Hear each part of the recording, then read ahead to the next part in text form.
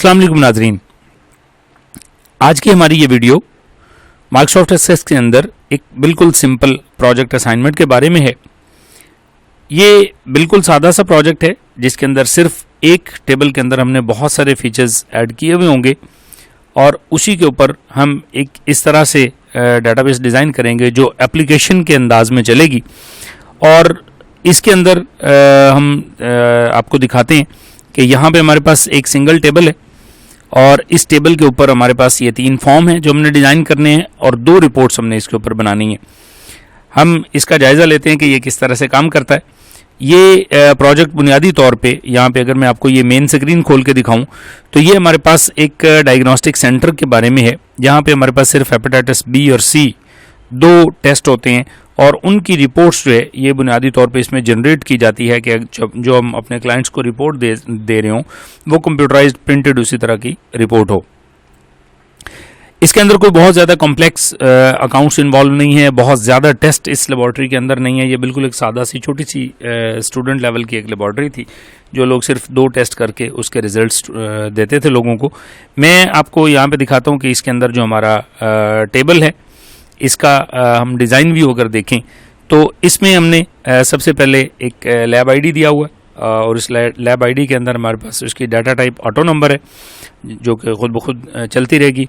इसके बाद पेशेंट का नाम है, यहाँ पे अगर आप देखें तो हमने पी नेम लिखा हुआ है लेकिन नीचे हमने कैप्शन के अंदर जो कि पेशेंट नेम लिखा है तो पूरा पेशेंट का नाम आएगा। इसके बाद इसमें टेस्ट डेट है, इसके अंदर हमने डिफ़ॉल्ट वैल्यू के अंदर लिखा हुआ है equal to now bracket parenthesis के अंदर आगे स्टार्ट और क्लोज, ताकि ये जो करंट हमारी टेस्ट डेट है वो हमारे पास टेस्ट डेट के तौर पे अप्लाई हो। इसके बाद इसके हमारे पेशेंट की एज, सेक्स, रेफर्ड बाय में हमारे पास डॉक्टर्स के नाम आएंगे, एड्रेस है, कॉन्टैक्ट नंबर है।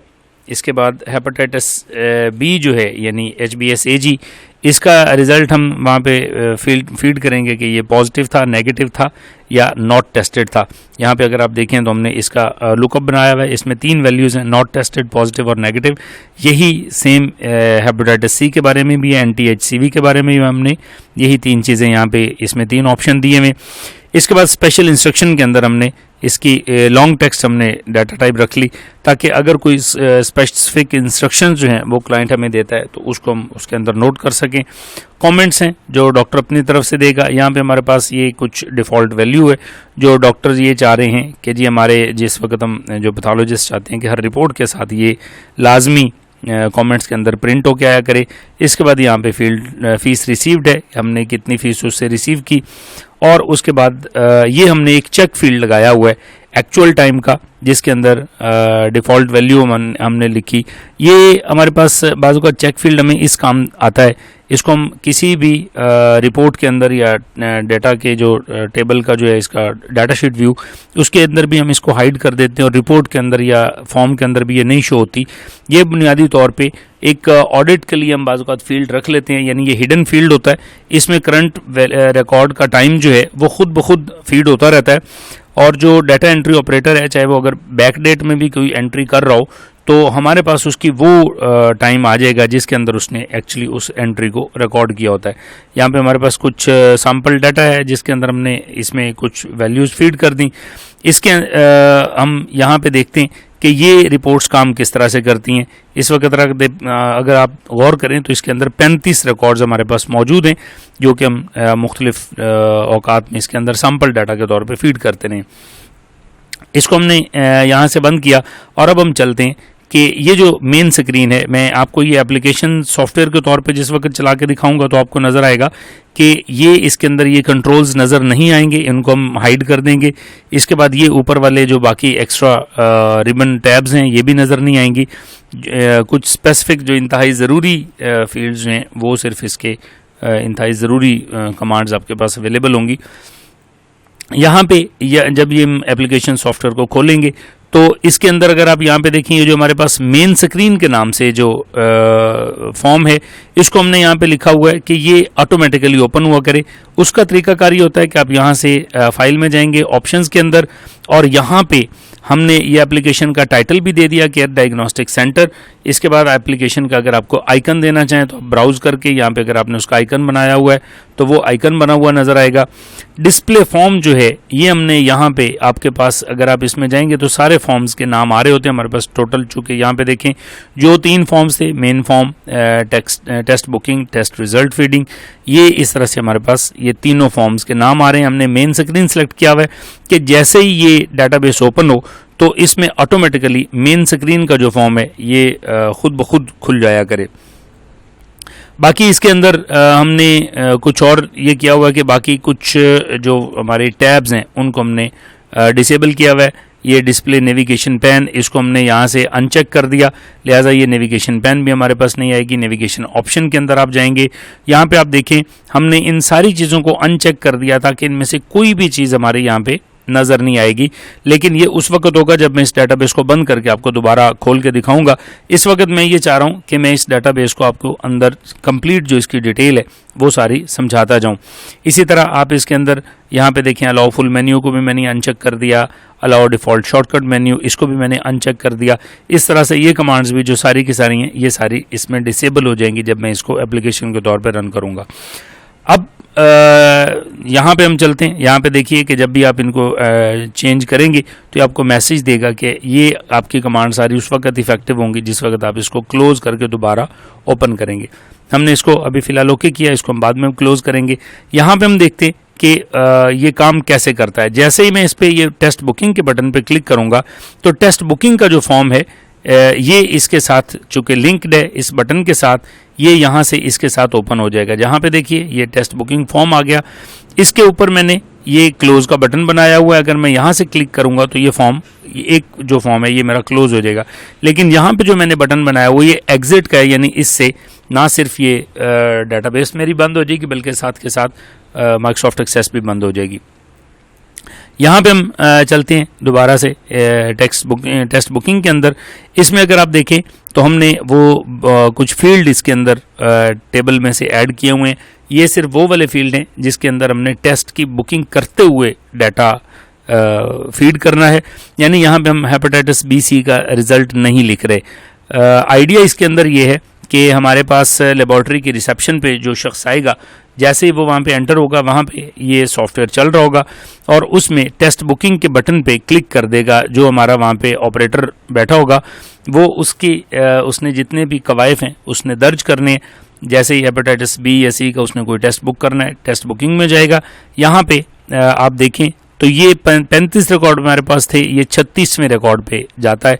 इसकी डिटेल हम आने वाले वीडियो लेक्चर्स के अंदर जो इस असाइनमेंट को कंप्लीट करने में आपको डेली हम हेल्प के लिए वीडियोस अपलोड करते रहेंगे, उसके दौरान आपको वहाँ से उसकी हेल्प मिलेगी और उसमें हम ये डिफ़ाइन भी करेंगे कि ये इस तरह से कैसे आता है। यहाँ पे हमने पेशेंट का नाम लिखना है। पेशेंट का नाम लिखने के बाद हमने उसकी यहाँ पे टेस्ट डेट ऑटोमेटिकली आ रही होगी और इसके बाद ये करंट डेट और टाइम इसके अंदर आ रहा होता है। इसके बाद हमने यहाँ पे उसकी एज टाइप करनी है। यहाँ पे सेक्स वाले पोर्शन में आप देखेंगे तो इसमें मेल और फीमेल ऑलरेडी इसमें वैल्यूज़ दी हुई हैं। आपने सिर्फ उनमें से कुछ सिलेक्ट करना है एक को। रेफर्ड बाई के अंदर हमारे पास जो डॉक्टर्स हमारे पास केसेस रेफ़र करते हैं उनके नाम ऑलरेडी मौजूद हैं, लेकिन अगर कोई नाम इसमें मौजूद नहीं होगा तो वो नाम भी हम इसके अंदर जैसे ही ऐड करेंगे, साथ ही अगली रिपोर्ट के बाद वो हमारे पास नाम जो है वो खुद ब खुद आना शुरू हो जाया करेगा उस डॉक्टर का भी। इसके बाद यहाँ पे पेशेंट का एड्रेस है, उसका कॉन्टैक्ट नंबर है। यहाँ पे कोई स्पेशल इंस्ट्रक्शन जो आप देना चाहें वो आप इसमें लिख सकते हैं और यहाँ पे हम फ़ीस रिसीव्ड लिख लेते हैं। यहाँ पे फ़र्ज़ करें हम कोई भी एक फील्ड वैल्यू इसके अंदर देते हैं। हमने इसका नाम लिख दिया अब्दुल्ला, इसकी एज हमने लिख दी 25। यहाँ से हमने इसमें से मेल सेलेक्ट कर लिया और यहाँ पे रेफर्ड बाई में से हम इसी लिस्ट में से ही कोई डॉक्टर जो हैं उनका नाम ले लेते हैं। यहाँ पे हमने एड्रेस इसका लिख दिया और इसके बाद हमने कॉन्टैक्ट नंबर में यहाँ पे एक डमी नाम लिख देते हैं। यहाँ पे हम लिख देते हैं रिपीट टेस्ट। हमने स्पेशल इंस्ट्रक्शन में लिख दिया, या आप नाम भी लिखें तब भी गुजारा हो जाता है। और इसमें यह भी याद रखिएगा कि जैसे जैसे मैं ये टैब प्रेस करता जा रहा हूँ ये इसके अंदर ये स्पेशल इंस्ट्रक्शन के अंदर नहीं रुकता। यहाँ से जब मैं चलता हूँ टैब प्रेस करता हुआ स्पेशल इंस्ट्रक्शन के अंदर ये इसलिए नहीं रुकता। एग्जम्पशन हमारी ये होती है कि हम हर पेशेंट के लिए स्पेशल इंस्ट्रक्शन नहीं लिखते। जिसकी लिखनी हो उसके लिए हम क्लिक कर लेते हैं, वरना जो एंट्री पे बंदा बैठा होगा वो सिर्फ टैब प्रेस करता जाएगा या एंटर प्रेस करता जाएगा, तो ये आगे की तरफ खुद ब खुद जो है मूव करता जाएगा। यहाँ पे हम कहते हैं कि जी जितने भी उसने हमें फ़ीस दी वो हमने यहाँ पे उसमें मेंशन कर लेते हैं। अब हम चलते हैं, अगर तो आपने नेक्स्ट टेस्ट बुक करना है तो वो भी आप कर सकते हैं, वरना हमने यहाँ पे फ़र्ज़ करें इसकी रिपोर्ट प्रिंट करनी है, तो मैं यहाँ पे जैसे यहाँ पे टैब प्रेस करूँगा यहाँ से, तो ये खुद ब खुद ये रिपोर्ट के ऊपर आके रुकता है। मैं यहाँ पे एंटर की दबाता हूँ तो ये इसकी रिपोर्ट जो है ये ऑटोमेटिकली जनरेट होती है। मैं यहाँ से इसको मैं कैंसिल करता हूँ तो ये मुझे प्रिंट प्रीव्यू इसका आ जाता है। याद रखिए कि ये टेस्ट बुकिंग स्लिप जो है ये यहाँ पे हमारे पास रिपोर्ट मौजूद है, ये उसी का प्रिंट प्रीव्यू है। ये उसी पेशेंट की हमारे पास रिपोर्ट दे रहा है जो हमारे पास जिसको अभी हम बुकिंग जिसकी कर रहे थे। यहाँ पे आप देखें एक ही पेज है जिसकी हम प्रिंट लेंगे। इस रिपोर्ट को हमने बनाया हुआ है नाजरीन A5 साइज़ के ऊपर, कागज़ के ऊपर। A5 साइज़ से मुराद है यानी A4 का ये आधा होता है। A4 आमतौर पे अगर आप उसको पोर्ट्रेट में यूज़ करें तो A5 जो है उसका आधा अगर आप काट लें तो इस तरह से ये लैंडस्केप साइज़ में होता है, और आम तौर पे ये प्रिंटर्स के अंदर इसी तरह प्रिंटिंग के लिए इस्तेमाल हो सकता है। अगर आप इस रिपोर्ट की प्रिंटिंग के लिए ऐसा प्रिंटर इस्तेमाल करें जिसमें A4 कागज़ चल रहा है, तब भी ये उसमें से आधा कागज़ यूज़ कर लेगा, बाकी आधा कागज़ ये हम जस्ट फॉर पेपर सेविंग हमने इसकी इस तरह से रिपोर्ट बनाई हुई है। इस रिपोर्ट को भी हम डिज़ाइन व्यू में देखते हैं बाद में कि इसको हमने किस तरह से बनाया हुआ है। जाहिर है जो डाटा हम यहाँ पे ले रहे हैं इसी का एक और वर्जन हम इस साइड पे ले रहे हैं। ये हम ये चाहेंगे कि जिस वक्त ये कोई भी शख्स अपने बुकिंग करवा ले रिसेप्शन से, वो ये प्रिंट इसी तरह लेके जाएगा। इसमें ये दोनों पीसीज होंगे, और जिस वक्त ये आगे सैंपल कलेक्शन वाले शख्स के पास जाएगा तो वहाँ पे वो इसको दरमियान में से स्केल के साथ काट देगा, पेपर कटर के साथ। ये इसको काट के वो इस तरह से करेगा कि जो टेस्ट बुकिंग स्लिप है ये हमारा जो नुमाइंदा उसका सैंपल कलेक्ट करेगा, सैंपल के साथ वो ये टेस्ट बुकिंग स्लिप रख लेगा, और ये स्लिप जो है ये वो वापस दे देता है पेशेंट को जिसने वो टेस्ट बुक करवाया होता है। इसमें लॉजिक ये है कि अगर आप यहाँ पे देखें, हमने जो स्पेशल इंस्ट्रक्शन थी वो तो हमने रख ली सैंपल के साथ, यानी जब वो लेबॉर्ट्री में टेस्ट होने के लिए जाएगा तो लेबॉर्ट्री में टेस्ट करने वाले को उस सैंपल वाले ब्लड के साथ ये स्पेशल इंस्ट्रक्शन वाली स्लिप मिल जाएगी। लेकिन ये जो स्पेशल इंस्ट्रक्शन है इसका पेशेंट के साथ ताल्लुक़ नहीं है। यहाँ पे वो तमाम नोट्स जो हम पेशेंट को देना चाह रहे हैं, जिसने हमें सैंपल दिया है, उसके बारे में उसको जो इंस्ट्रक्शंस हमने देनी है वो हमने यहाँ पे नीचे नोट के तौर पे लिख दी हैं।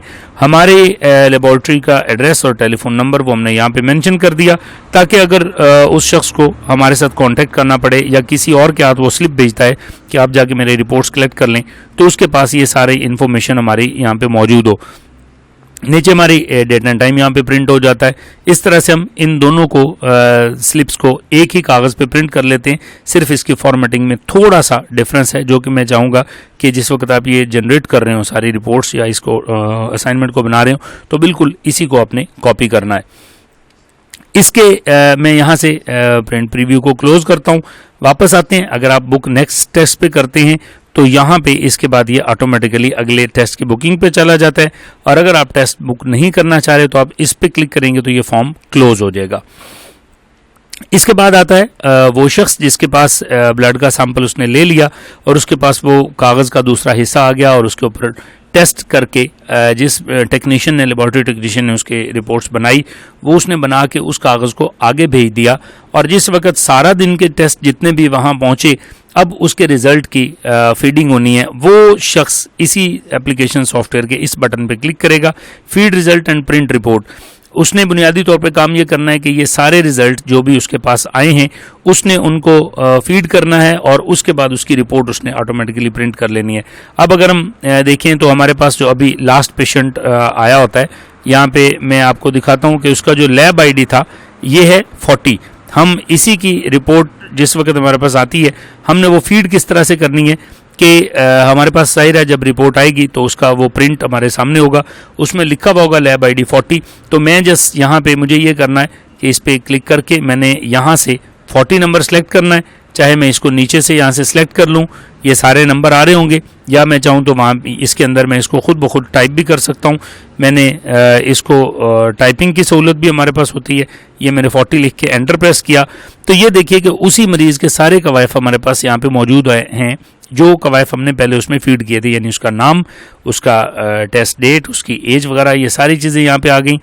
और यहाँ पे देखिए कि कर्सर हमारा ऑटोमेटिकली यहाँ पे है HBsAg के अंदर। हम इसको खोल सकते हैं कि हमने इसको फ़र्ज़ करें हमने हेपेटाइटिस बी इसका टेस्ट ही नहीं किया था, हमारे पास ये सिर्फ हेपेटाइटिस सी के टेस्टिंग के लिए आया था। हम यहाँ पे इसको लिखते हैं, इसका रिज़ल्ट नेगेटिव है। तो यहाँ पे देखिए कि ये रिपीट टेस्ट, इसके पास जो स्पेशल इंस्ट्रक्शन थी वो हमारे पास स्क्रीन के ऊपर रेड कलर में, ताकि ये वाज़े तौर पे नज़र आए, यहाँ पे नज़र आ रही है। और यहाँ पे ये कमेंट्स जो हैं, जो हमने डिफ़ॉल्ट वैल्यू के तौर पे लिए थे, वो सारे पेशेंट्स के साथ आ रहे हैं। अगर आपने इसमें मज़ीद कमेंट्स लिखने हो तो आप यहाँ पे क्लिक करके इसके साथ यहाँ पे एंटर प्रेस करें और नीचे जितने भी कमेंट्स आप मज़ीद लिखना चाहें वो आप लिख सकते हैं। लेकिन चूँकि अमूमन सिर्फ यही कमेंट्स इसके अंदर छपने होते हैं, हमने ये सारे कमेंट्स इसके अंदर दे दिए।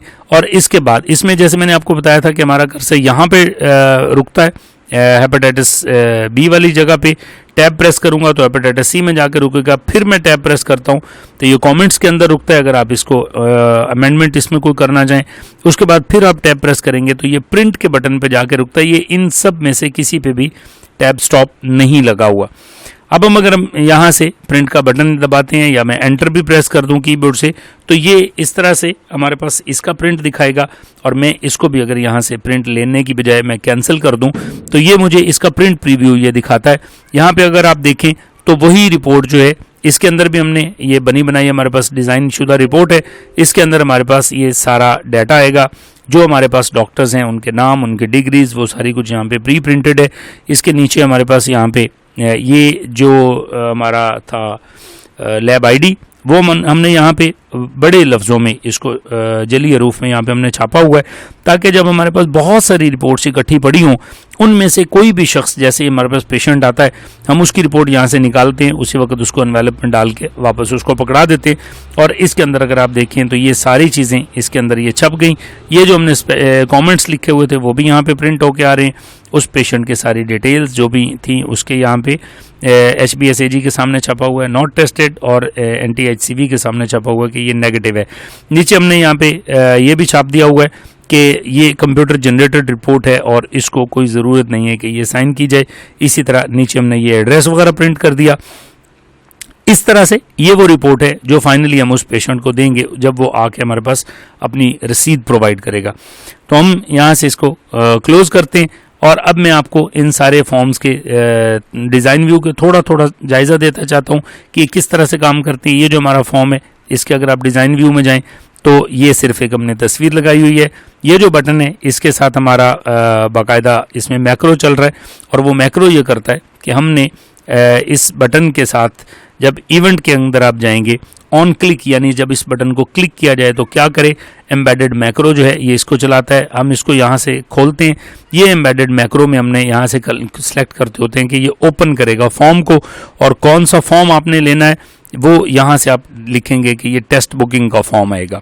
यहाँ से ये अगर आप जाएंगे, जैसे मैक्रो बनाएंगे तो ये यहाँ पे नज़र आ रहा होता है। इसी के अंदर हमारे पास ओपन फॉर्म भी आएगा, ये अल्फ़ाबेटिक लिस्ट होती है। यहाँ से आपने ओपन फॉर्म को सिलेक्ट कर लेना है, और उसके बाद आपके सामने नीचे ये ऑप्शन आ जाएंगे। इसमें से आपने उसको बताना है कौन सा फॉर्म खोलना है। तो इसके अंदर हमने जो कि टेस्ट बुकिंग फॉर्म इसके साथ खोलना है, यहाँ से हम इसको बताएंगे कौन सा व्यू चाहिए इसका। ये इस तरह से हमने इसको इसके साथ अटैच किया हुआ है इस बटन के साथ। और ये जो हमारा है इसके अंदर आप इसी तरह अगर जाएंगे, इसमें भी एम्बेडेड मैक्रो, इसके अंदर भी feed result and print report वाला जो फॉर्म है वो इसके ज़रिए ओपन होता है। इसको भी मैं आपको यहाँ पे दिखाता चलूँ तो यहाँ पे देखें कि ये टेस्ट रिजल्ट फीडिंग वाला फॉर्म है। इसके बाद हम इसको बंद करते हैं। ये वाला जो हमारा बटन है इसको याद रखिएगा कि इसके साथ हमने एग्जिट लिखा हुआ है, यानी ये पूरा माइक्रोसॉफ्ट एक्सेस को ही बंद कर देता है अगर हम इस बटन पे क्लिक कर देते हैं। तो इसके लिए भी इसी तरह क्विट एक्सेस, ये हमने इसमें से कमांड ली हुई है, उसके ज़रिए ये इसको बंद कर देता है। यहाँ से हम चलते हैं इस फॉर्म के बाद अपने टेस्ट बुकिंग के फॉर्म के ऊपर। यहाँ पे आप देखें तो ये इसी तरह नेक्स्ट जो इसका न्यू रिकॉर्ड जो है उसके ऊपर जाके इस फॉर्म को खोलता है। इसके अंदर जो बटन है हमारे, ये कैसे काम करते हैं कि इसके साथ भी हमने ये किया हुआ है कि ये बटन जो है ये इस पे ऑन क्लिक पे अगर आप देखें तो हमने लिखा हुआ है कि ये पहले रिकॉर्ड को सेव करेगा, उसके बाद ये क्या करेगा कि ये टेस्ट बुकिंग स्लिप जो है रिपोर्ट, उसका प्रिंट प्रीव्यू दिखाएगा। इस तरह से ये हमने इसके साथ प्रिंटिंग अटैच कर दी।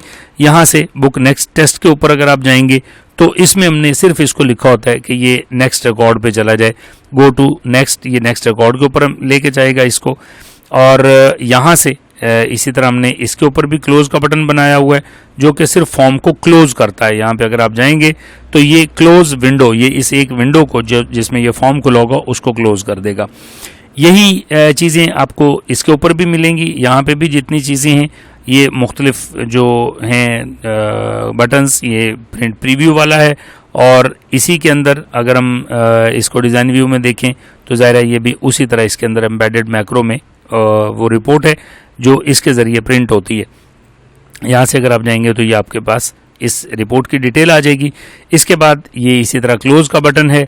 ये हमारे पास कॉम्बो बॉक्स है। ये कॉम्बो बॉक्स जो है इसके अंदर जो हमारे पास डाटा है, ये यहाँ पे देखें, ये select lab ID from test, ये यहाँ से लेता है और इसके साथ जो डाटा यहाँ पे अपीयर होता है हमारे पास, वो सारे का सारा यहाँ पे इस क्यूरी के ज़रिए हमने लिया हुआ है कि आप इस लैब आईडी को वहाँ से उठाएं, जो वैल्यू यहाँ पे हो उसी लैब आईडी के मुताबिक, यानी select static from test where lab ID equals forms exclamation test result form test result feeding, और उसके अंदर जो कॉम्बो 26 है, यानी ये जो कॉम्बो है इसका नाम कॉम्बो 26 है, इसकी वैल्यू के बराबर जो फॉर्म है सिर्फ उसका यहाँ पे हमें डाटा शो करवा देगा।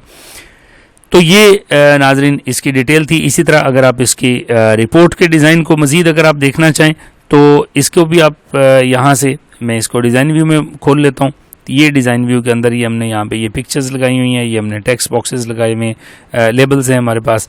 यहाँ पे हमने इसके अंदर ये सारी डिटेल दी हुई है कि यहाँ पे लैब आईडी आ जाए, उसके बाद डैश और फिर उसके बाद पेशेंट नेम, इसके बाद ये हमारे पास डॉक्टर साहबान की डिटेल आ गई।